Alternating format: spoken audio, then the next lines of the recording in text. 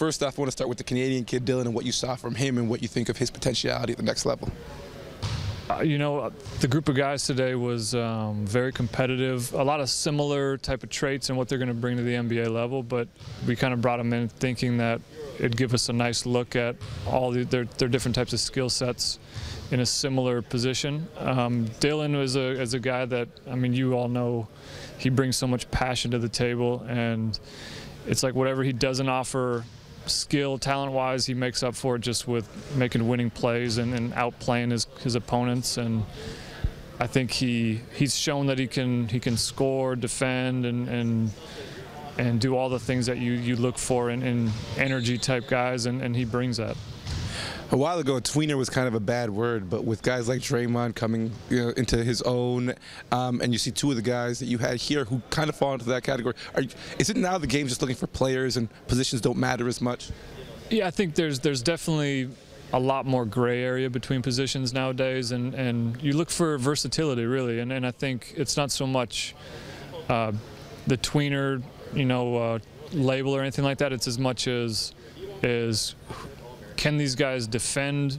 There's so many pick and rolls and ball screen situations where you end up switching a lot, and can guys just step out and defend basketball players? And so much of the NBA is about the position you play is about can you defend the other player at that same position? And in today's NBA, there's so many similar sized and skilled players around the league that you just need to roll out guys that can kind of come out and defend and then make plays on the other end to put some pressure on the other team. And yeah, I think he's a guy that definitely checks a lot of those boxes, and it's a matter of the heart and the energy that he brings to make winning plays.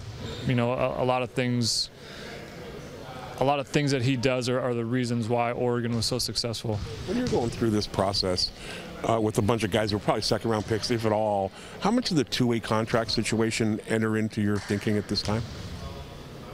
It's in the back of the head. I think that it's definitely not something that we're approaching the process with. I think we don't have a second-round pick right now, but we've shown that we're always able to get back in if we need to. So it's not so much looking at these sorts of guys, some of these guys as maybe potential two-way guys. It's more of who are the guys that we've liked in college, that are interested in. They bring something to the table that we could see fit in what we do, and all that sort of stuff. It kind of we'll cross that bridge when we get there. But it's definitely, I think, you can't approach this process without thinking about those now, because it's a part of the landscape now. So it's definitely something that we'll consider when we get there, but we don't really, at this point, really know how we're going to address those or really who we're going to look to fill with them yet.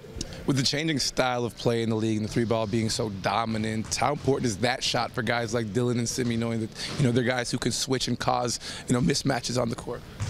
Yeah, almost every position now you want at least some ability to stretch the floor a little bit. And even if it's not for them to make the shot every time, it's to keep the defense honest and create space for the other guys on the court. So that's the way the NBA is now. It's a game about spacing, and the more room you can give your offense to work, it makes everything just go that much smoother.